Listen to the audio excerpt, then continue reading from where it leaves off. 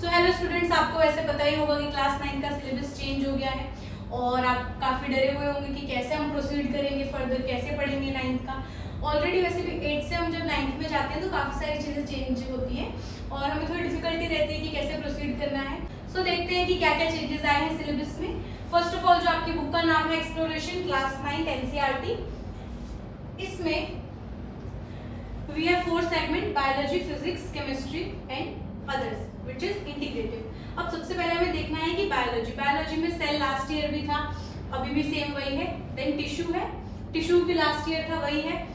दो जो new chapter है वो ऐड ऑन हुए हैं, reproduction and patterns in life. Reproduction जो है वो 10th में आता था बट अब 9th में भी आ रहा है। और देन हम आगे बढ़ते हैं केमिस्ट्री के टुवर्ड्स। केमिस्ट्री में है exploring mixtures and their separation, then journey inside the atom, atomic foundations of matter. ये कुछ ना कुछ रिलेटेड ही है जैसे लास्ट ईयर था, बट हाँ इसमें कोई चीज़ ऐड ऑन हुई है, इसमें कुछ चीज़ ऐड ऑन हुई है, बहुत सारी चीज़ें हैं जो रिमूव भी हुई है। आगे हम देखेंगे फिजिक्स विच इज, उसमें फर्स्ट चैप्टर है हमारा describing motion around us, last year भी था। फोर्सेस अफेक्ट मोशन, फोर्सेस भी लास्ट ईयर था, बट वर्क एनर्जी तो हमारा लास्ट ईयर था, बट जो न्यू चीज़ ऐड ऑन हुई है वो है simple machines. Then sound waves भी लास्ट ईयर था तो सेम वही है। इसमें आप देख सकते हैं लास्ट ईयर ग्रेविटेशन नाम का एक चैप्टर था वो डिलीट हो गया है। देन यहाँ पे हमारे पास 2 एक्स्ट्रा चैप्टर्स हैं। जो हमारा चैप्टर फर्स्ट है एक्सप्लोरेशन बुक का, उसका नाम ही एक्सप्लोरेशन है और वो चैप्टर कोई आपके एग्जाम में ऐसा इम्पोर्टेंट नहीं है, वो नहीं आने वाला है, बट उसमें थोड़ा बेसिक इंट्रोडक्शन है कि कैसे हम फर्दर प्रोसीड करेंगे 9th में, कौन सी चीज़ें होती हैं साइंस में, वो सब है इसमें। Then after that chapter number 30 which is the last chapter, earth as a system, energy, matter and life. This is basically about the earth science. तो एक एक्स्ट्रा चैप्टर आपके क्लास में आया है। लास्ट ईयर इसकी जगह एक चैप्टर हुआ करता था विच इज इम्प्रूवमेंट, जो हटा दिया गया है।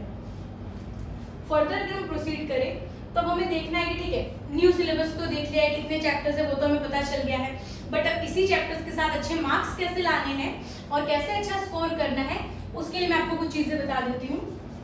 देखिए हमें सिर्फ 4 स्टेप्स फॉलो करने हैं। फर्स्ट स्टेप जो रहेगा, आपको सबसे पहले जो सबसे इंपॉर्टेंट है, वेदर आप कोई भी क्लास में हो, आपको एक चीज़ का ध्यान रखना है कि एनसीईआरटी को रीड करना है। तो सबसे पहले हमारा जो पहला काम रहेगा, हम थॉरली एनसीईआरटी रीड करेंगे। उसमें जो भी एक्टिविटीज़ होंगी, जो भी चीज़ें होंगी, सबको अच्छे से थॉरली रीड करेंगे।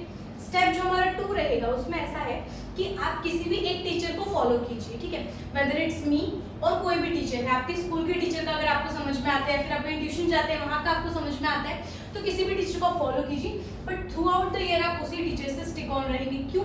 क्योंकि अगर आपने बार बार टीचर्स चेंज करे तो आप खुद ही कंफ्यूज हो जाएंगे कि कैसे पढ़ना है। सो स्टेप 3 क्या है, एनसीईआरटी में जितने भी क्वेश्चन है वो सारे आपको प्रैक्टिस करने हैं। एंड विद दैट उसके साथ साथ मैं भी आपको कुछ शीट्स प्रोवाइड करूंगी इंपॉर्टेंट क्वेश्चंस की, तो वो आपको प्रैक्टिस करने हैं। सो बेसिकली जो हमारा स्टेप 3 है वो क्या है, क्वेश्चन प्रैक्टिस करना है, ठीक है। एक तो फर्स्ट ऑफ ऑल सबसे पहले प्रेफरेंस हम देंगे एनसीईआरटी को। आफ्टर दैट जो एक्स्ट्रा शीट्स में क्वेश्चन मैं आपको प्रोवाइड कराऊंगी वो, मतलब एनसीईआरटी के अलावा भी थोड़े एक्स्ट्रा क्वेश्चन आपको प्रैक्टिस करने पड़ेंगे, ठीक है।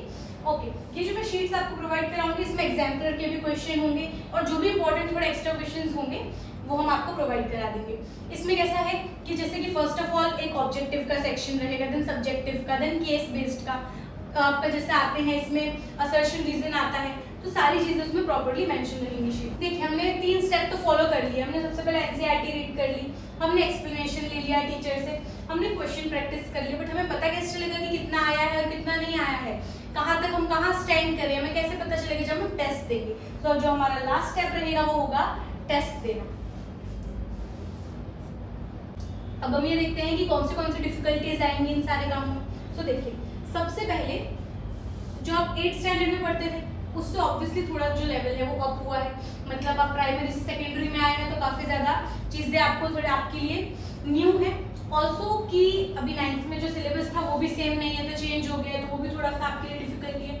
अच्छा, नेक्स्ट चीज़ जो है वो क्या है कि डिफिकल्टी बढ़ी है। डिफिकल्टी बढ़ी है मतलब क्या, पहले की जो एनसीईआरटी थी और अभी की जो एनसीईआरटी है तो उसमें थोड़ा सा चेंज आया है, मतलब उसमें बहुत सारे टॉपिक न्यू एड ऑन किए गए हैं जो 11th के भी हैं।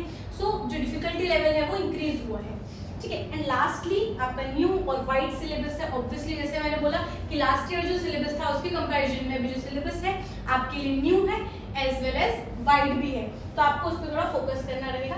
सो जो भी चीज़ें मैंने आपको बताई आप उसका ध्यान रखिए और कोई भी डिफिकल्टी आती है तो आप पूछ सकते हैं मुझसे।